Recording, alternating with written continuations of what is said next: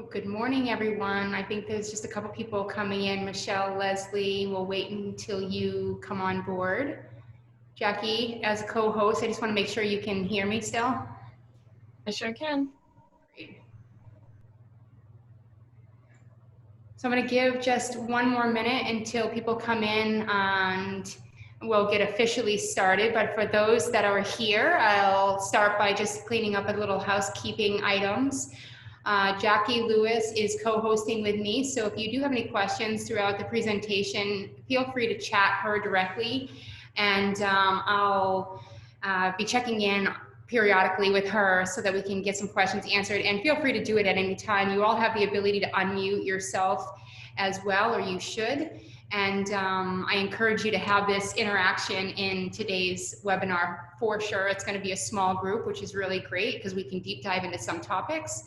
Michelle, I know that you're only going to be here for a half an hour with us, and although we've got a lot of slides to cover, I'm really putting a lot of the good information in the beginning of this. So why don't we go ahead and get started, and if anybody else does join, Jackie, you can just kind of keep me up to date, and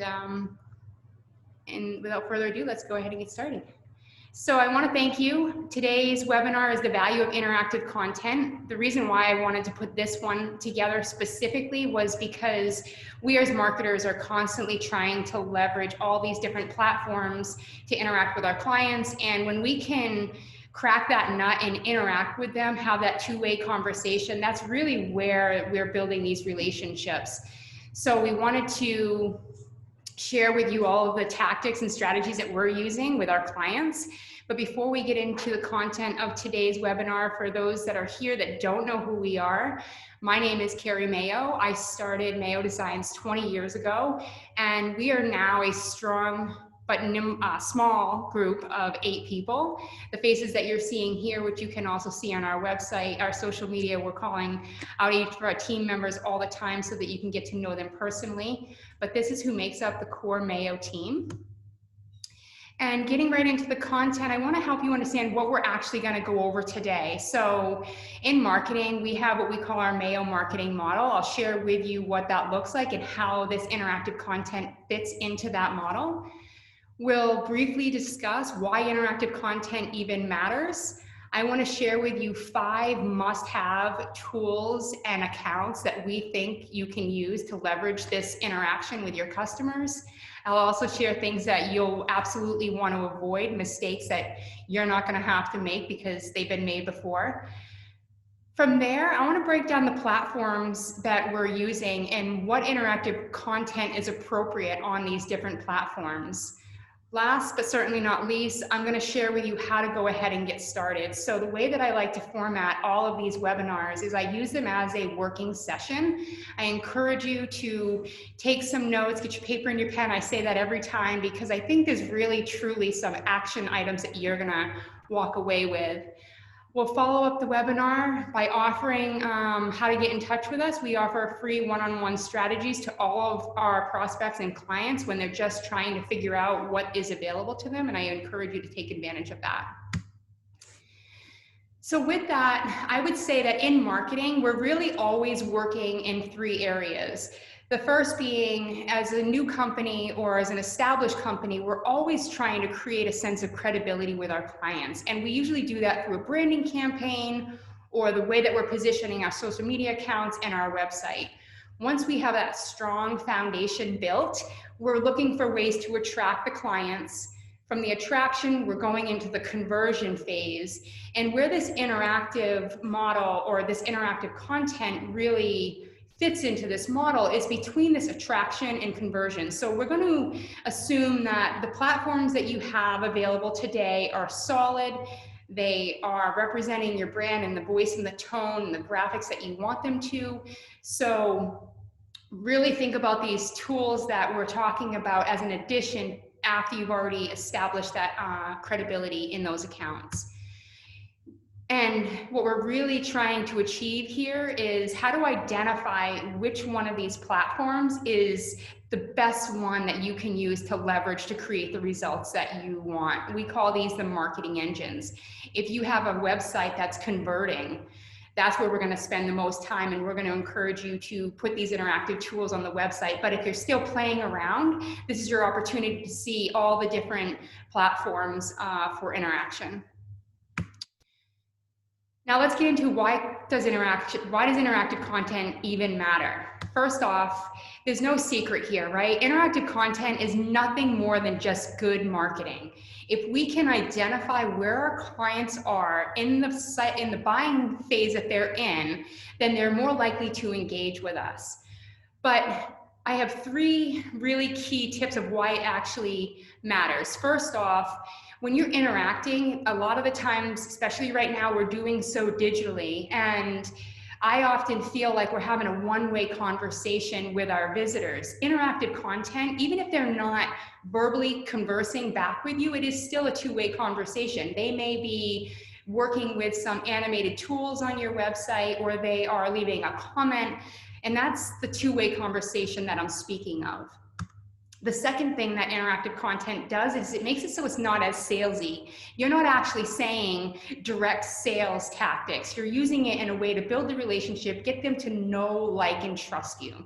And then finally, interactive content, especially on social media, if it is so remarkable and they are engaging with you, it's easier for them to share that. We're going to get into some specifics on how they would interact or how they would share it when we get into the social media part.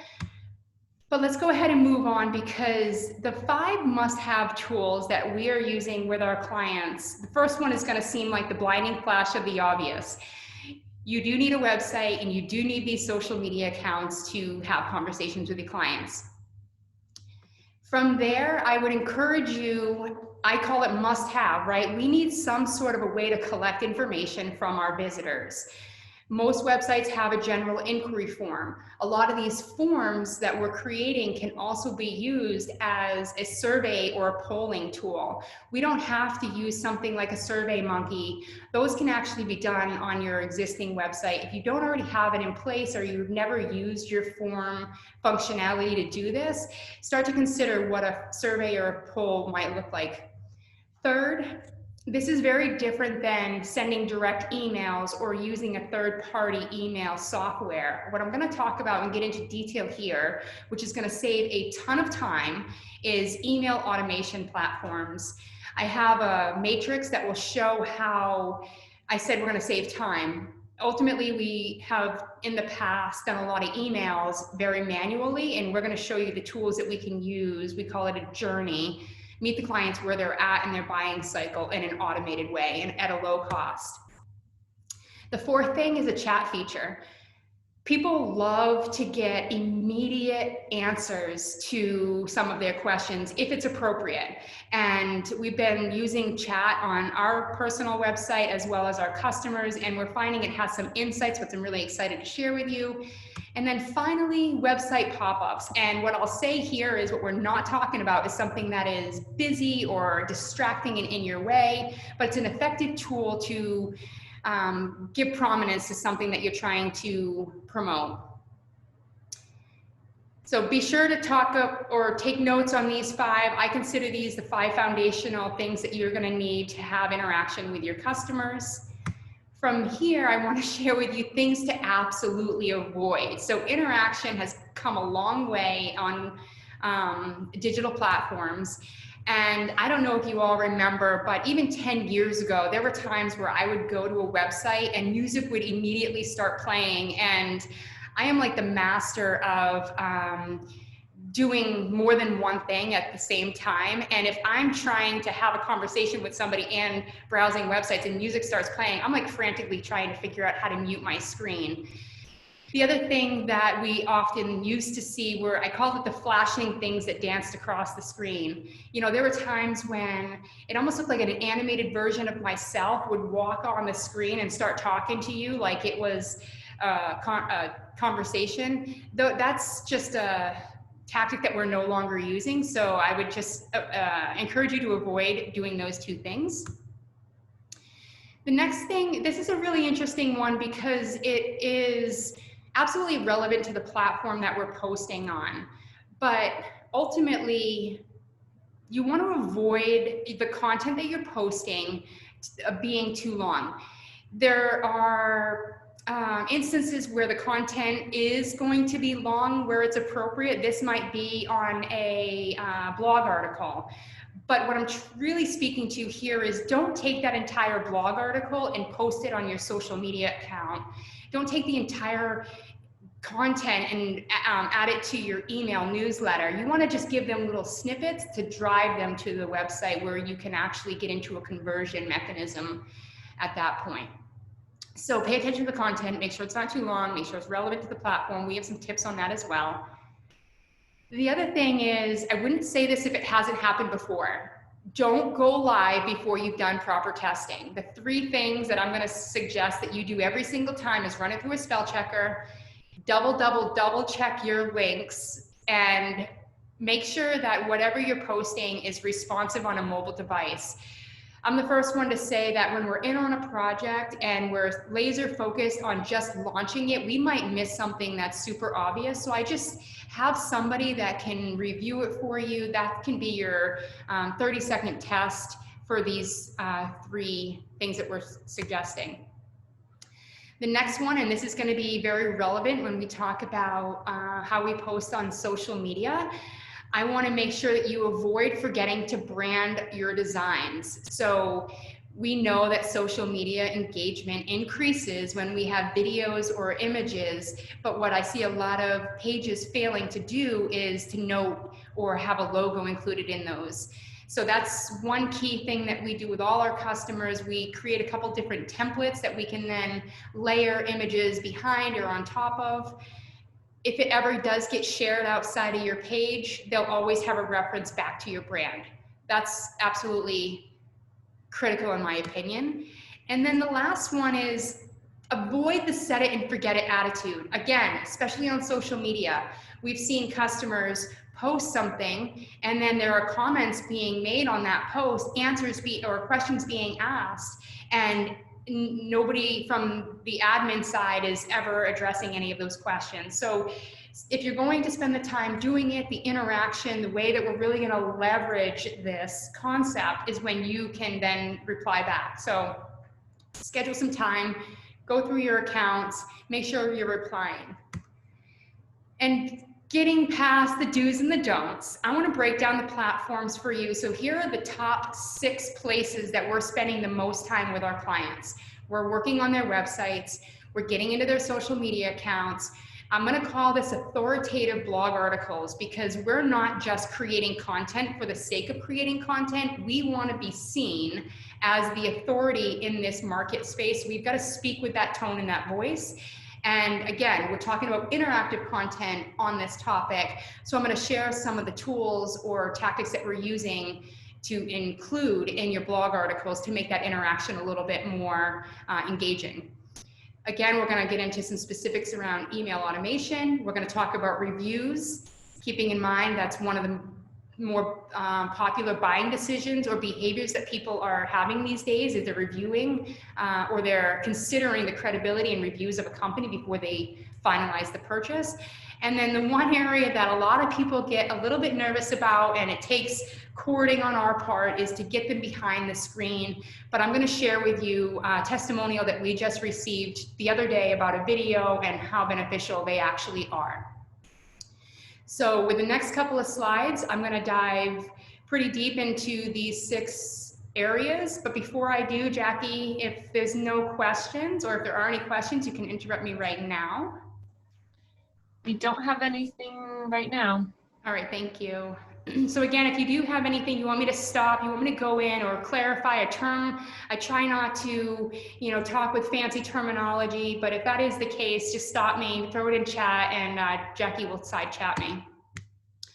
So being the first of the 6 areas I want to talk about, I want to share with you a feature that we just started using and leveraging on our clients, and this is chat. I can open up a screen and take you to my website, but it might not be appropriate for the time that we have. I encourage you to go to the website and see how, in fact, this is implemented.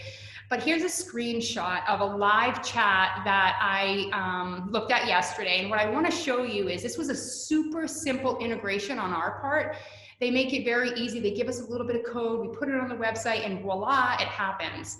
But here's what's going on. It's telling me who is active on the website at any one given time. Although it doesn't tell me the name of the customer, because that's private unless they actually activate the chat. I can see where this customer is from, and I can see how much time they've spent on the website and what pages they visited. So where I get really excited is we're sending out email blasts on, I'll use this webinar as an example, and I can literally see that within a certain time frame, we have activity on the website. So I can confirm that what we're trying to achieve, send out the invite, client visits the website, and they sign up for the webinar, that flow is actually, one, not broken, and happening successfully. And the chat, for those customers that are coming to the site who have a quick question and don't want to pick up the phone or do it through a formal form or sending you a direct email, this is becoming very popular. The second tool that I want to share on a website, and the example that I'm showing here, although it's moving very fast, let's just bear with it. Listen to what I'm saying while you're watching the screen. I'm going to call this a multi-step form. So there are cases with a lot of our customers where they're trying to gather information before they make, before they get on a phone call with a customer. So in the way that we used to do it, again, it would be a, fill out this questionnaire, and it would be this long series of form questions. And what this gives us is, if we do it in a multi-step, the visitor is actually seeing that there's possibly 5 different things that they're going to be asked. And depending on what the visitor is choosing for what their needs are, the next questions are actually going to be tailored to their need. And it gives the visitor a little bit of interaction with the site, because now I have the ability to roll over something. It changes in front of me. I have the ability to scroll through and actually play with this tool. So it increases the time that they're spending, but it also simplifies the form so they're not feeling like they have this long thing to fill out. The third thing that I want to say that we do on a website, again, we're trying to collect information for our use at this point. It's a survey and a poll. I told you at the beginning of the webinar, a lot of the times we'll take an existing form functionality and we'll turn it into a survey. If you're truly, and Michelle at NHBSR, there's a lot of times where I know you guys are trying to gather and collect information, and you're probably using a SurveyMonkey or some other third party. It doesn't matter what you're using. I just want you to know that these surveys and polls, although I have it under the website, can also be leveraged on social media. Of course, when we want to send it to our network, we're going to send it out in email.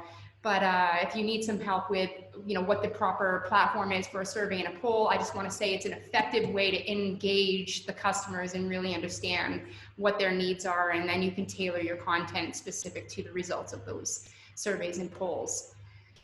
The last thing is pop-ups. And I'll say that I have a love-hate relationship with this concept, because I've been to numerous websites where I feel like before I even have an opportunity to read for 5 seconds on the home screen, I'm getting a pop-up that hides everything for content. The screenshot that I have in front of you is actually showing 2 discrete pop-ups, but they're still extremely effective. The first one I want to bring attention to is there's this one sitting over here on the left-hand side. And the way that this customer chose to build this feature in is, the contrast is very different from the branding of the website. And if a user does click on that side tab, it actually pulls out, gives a little bit more information, and then we have a learn more button, which is the call to action.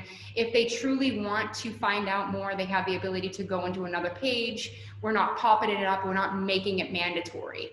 The second pop-up that we're using on this site is this one that we have down at the footer. So again, it's not overlaying across any information. but it is allowing the visitor to do one of two things. They can X out of it completely if it is irrelevant to them, or if it's catchy enough as a phrase and it's what they're looking for, they can go in and take the 30-second quiz. And the next screenshot here is similar to that multi-step form that we looked at a moment ago, but executed a little bit differently. This is a series of 9 questions. Before we even ask the user to give us their information, we're going to show value to these users. So our customers in the past have said, no, we just want to collect the data. So all these pop-ups were download our white form or perform this kind of an assessment. And before you could even see if there was value behind it, you were required to put in your name and your email. What this customer is doing, and a lot of our customers are switching to now, is they're actually providing the value. They're going through the steps, and at the very end, if the user thinks that there's value in the service, then they have the ability to give you your name and your email address. And what I really like about doing it in this reverse method is now when they do make an inquiry, they are a lot more qualified, and you're not kicking tires by trying to chase them to see if they are in fact interested in learning more about what you do, ultimately leading to a sale. So just consider this value-based approach on a website for the concept. So let's move on to social media. And similar to the format that we just looked at with the website, I wanted to share a couple of the things that we're doing to interact on social media. First thing is what I'm displaying here, and I think I'm doing this throughout all the series of the social media section. I'm going to use Hilltop Fun Center. Now, what we've done here, notice, we're just simply making a post with a description, a picture of their go-kart track, but in fact, it's very subtle. We've added their logo and a branded color to just offset the image. So we're basically layering it here. So branded photo is number 1 on social media. Absolutely asking you to make sure that you start doing that. The second thing, and again, let's not forget, we're talking about interaction with our audience. So Facebook, events and Facebook Live, these two features in Facebook act so different than a single post. When you post something, if your page is being followed or if somebody has liked it, then it might begin to appear on their timeline. Events in Facebook Live actually are given a lot more weight than those single posts. If you come to an event and you say that you are interested in the event, or you say that you are going, your network is going to show that you're going. So this is your way to grow your reach if you actually set your promotions up as an event. And then, of course, if you are brave and you are doing video and you using Facebook as your platform, Facebook Live has a lot of those similar features. When you go live, the notice pops up for you. I'm sure you've all seen it. You know, Hilltop Fun Center is now live. And the people that are active on the Facebook at that time are going to have the opportunity to join you. Very different than a straight post.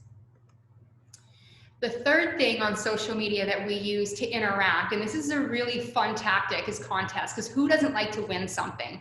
But the thing I wanted to highlight here, is we're not just running a contest to say, enter our giveaway. What we're actually asking them to do is 3 things. We want them to like our post. Why? Because we want that to be more relevant in their profile. We also want them to mark, so this is where we're leveraging the contest and the event. We also want them to mark that they're either interested or going.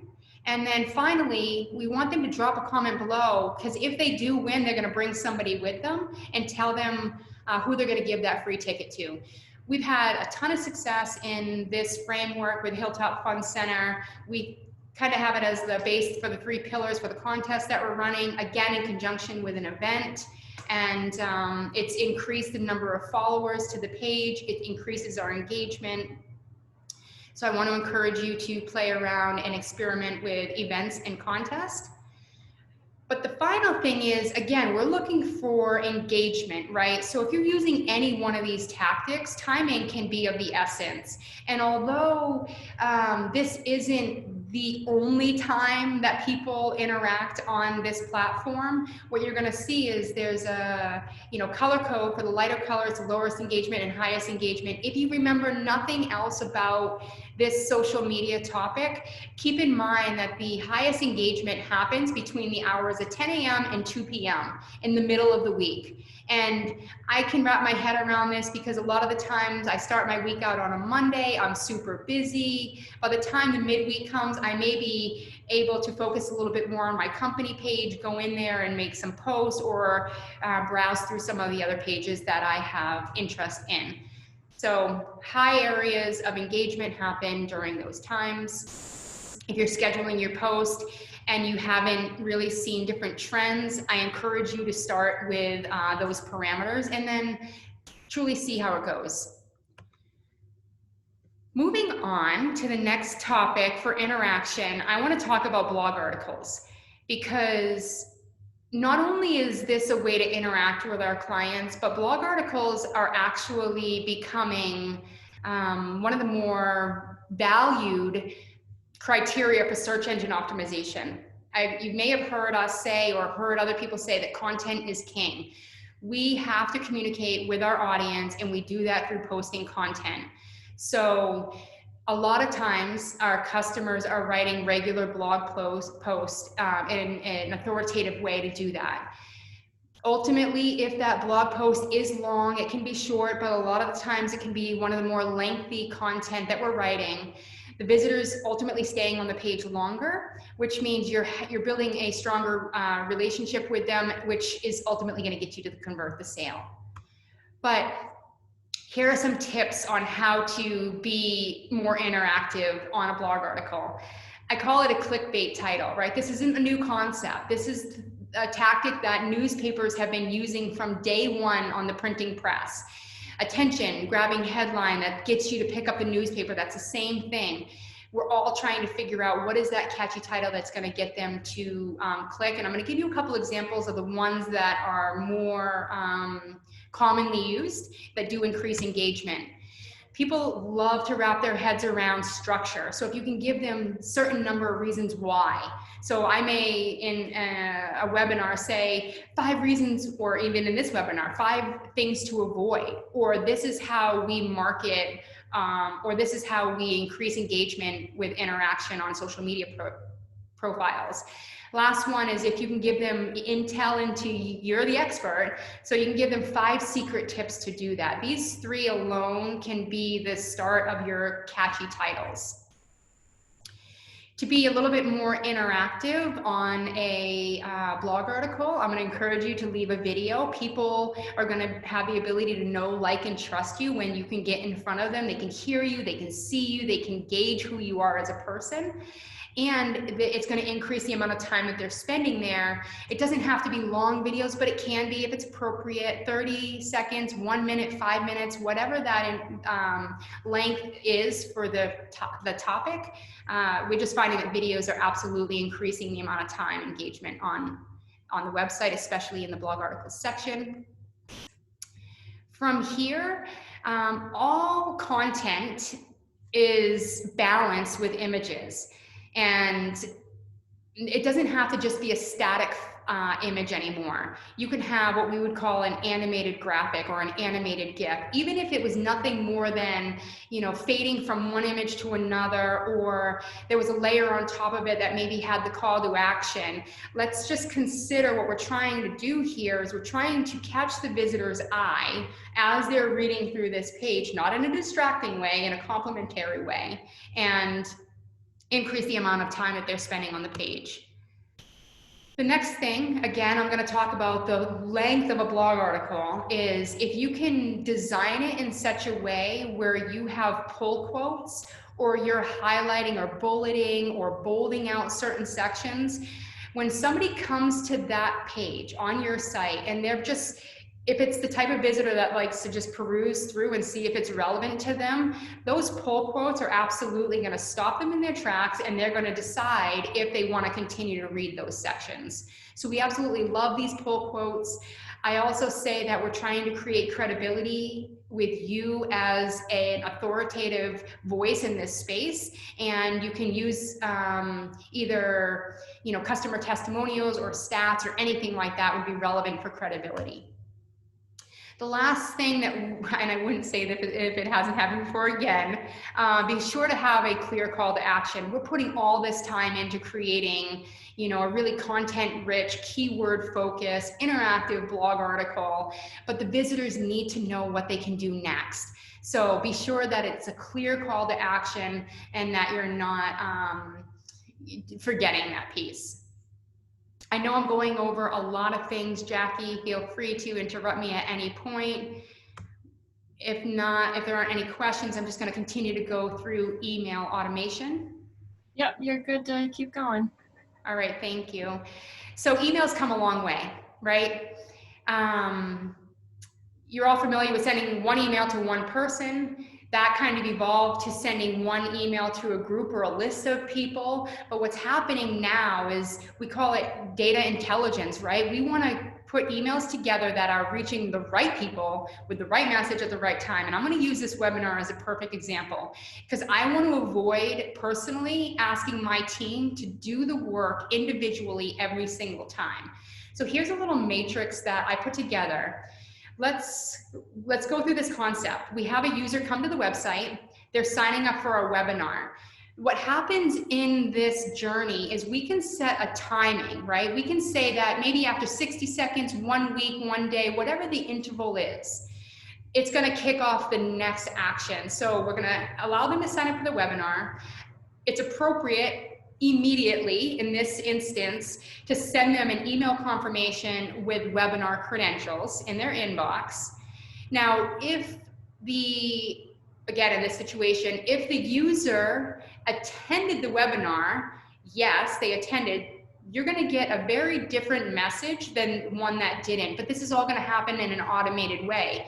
So from an administrative standpoint, we're going to go into our email automation platform. We're actually going to put 3 emails together. The first one is going to be the invite to the webinar. The second one is thank you for attending. Here's your recording. Here's your download. The third one is I'm sorry we missed you. Here's the recording, and please take advantage of our free resource as well. This model that I'm showing in front of you is probably the most simple journey because it's only allowing for us to go 1 level deep. But if in that yes, they attended, and you may find that I have an offer to say, schedule a one-on-one consultation with us in the email. So they have another link to click. We can break this out again and say, did they click on the link and take advantage of it? Yes, great, they're gonna be in our scheduler. The journey may stop, or no, they didn't. We may have an interval set for a week from now to say, you may have been busy and missed our offer, but would you like to schedule a consultation? So you can kind of see that this right people, right message at the right moment concept is more appropriate than us doing it in the manual way where we're creating a database and we're tracking who was there, who wasn't, and then I'm sending individual emails to the status of each of those attendees. We have a lot of different email automation platforms to choose from. We did an internal assessment of what our needs were, and I'll tell you that it's a fairly low cost per month to have this functionality, and it actually is offset by the true time that my employees are spending. So I have a tremendous respect for this email automation and the power that it actually has beyond the example that I'm giving. The next thing I want to talk about when we have interaction with our audience, with our customers, is reviews. Whether you are a web design agency, a technology, or a Hilltop Fund Center, or I don't care what your business is, 9 times out of 10, you're going to tell me that your #1 way of getting business is through referrals. Referrals is ultimately happy customers. And the way that the people are making decisions today, and you've all probably done it when you go to Amazon, if you shop in that method, you're setting certain criteria of why you're buying a product. I absolutely look at the happiness and the ratings of those. And So it's changing the way that people are buying. And not only that, but I have now a way to retain my customers by asking them to leave a review or asking them how satisfied they are. A lot of the things that we're talking about in this interaction webinar overlap, because the way that I'm going to collect a review may be through a poll or a survey or through a form request in an email automation, right? I'm trying to put all these pieces and parts together so that the system that we have created is already automatic or working in an automated way. But just to give you a little bit more of why reviews are so important, what we're really talking about here is reputation marketing. We have an obligation as a business to hold a high level of client satisfaction. That's why they're going to refer us. It's why they're going to keep working with us. And it's what I call reputation marketing. Building on that concept, there's a benefit that is changing on the internet is your business is actually ranking higher in search engines when you have more results. Google has listed it as one of the top 5 ranking tools to get listed on a local Google search. So if you don't have a review or reputation strategy in place today, I'll say that Google is a platform you should absolutely begin building it on. Facebook and LinkedIn, of course. The other thing that you do with these reviews that are collected is we can then use it on our other material. So even if a review was left on Google, we may give a shout out to one of our clients on social media. And the way that this whole thing works together, it's like a little machine. If we had a post on our website that says how much we love working with our client, we're actually going to tag that client in our post. It shows up on their page, they interact with us, and you just see how the flow continues to deepen to the audiences that we both have, or we have and they have as well. The final thing I want to talk about, which may be the one that I personally had a hard time mustering up the courage to do, is videos. But I will say that it is the best way that we have found to get up close and personal with the audience and give you a true glimpse into who we are and how we work. And I told you I was going to give you a little testimonial that we just received on the last email that we put out. A woman that I'm looking to be a strategic partner with said that, you know, we just watched your video to encourage people to attend your session. I love the setting and I connect with you more and more each time we interact. I could have paid her to leave this testimonial to use it in today's webinar, but you know, I didn't have to, and that is exactly what we're trying to accomplish in the use of videos. And I think that video may have been 40 seconds long. I didn't write out a script, I just kind of winged it, and I'm happy to say that I've been sticking to it, and the people or the clients that we're working with have a lot of questions around videos. What's the right software to use? Do I need to buy any special equipment? And I like to say to them, you know, it's called imperfect action.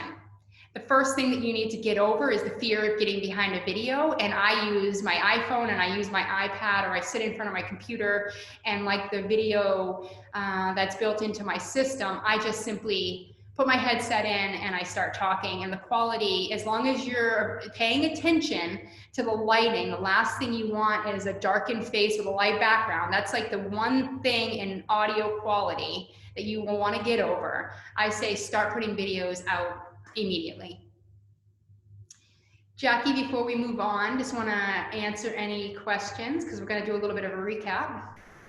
I think we're good to keep going. We have nothing yet. Awesome. So, I wanted to say, how do we get started in this space? I always say we have inventory, we have digital assets that we're all leveraging. I want you to make a list of what those were. If they're the 6 that we outlined, great, you already have the inventory. Then I want you to brainstorm on the areas that you can begin to use that you're already using, and then actually create the content. This is, I told you in one of the email invites, we weren't gonna recreate this process of the tools that we use or the way that we interact with clients, I just wanted to reiterate how powerful it actually can be. I find that customers who are consistent are growing their audience. So when I say create, I want to just encourage you. What I'm asking you to create is create the content, or create the form, or create the pop-up. Give yourself the ability to have those tools at your disposal. And then of course schedule. If we're talking about the social media, remember that it's between the hours of 10 and 2 in the middle of the week. And then finally, I know we're going pretty quickly here. I'd love to be pretty straightforward. I really want you guys to be successful in using all of these tools. Take advantage of our one-on-one session. What this looks like is you're going to go to our website. You're going to fill out a form. What this allows my team to do is take a look at your existing website, your social media profiles, because we're asking those questions. We want to come to that meeting with a little bit of meat on the bones so that we can give you value during that 1 hour session. And of course, if you have anything that you want to, if you don't want to take advantage of the 1 hour session, reach out to me directly if you have any questions on how to integrate something, or if one tool might be better for you than another. I am more than happy to have these conversations with you. Since we don't have any questions at this stage, I'm gonna say again, thank you. What you'll also receive is a recording of this webinar if there's anybody on your team that you want to have watch it. And I hope to see you on our next webinar. Thank you all so very much for coming.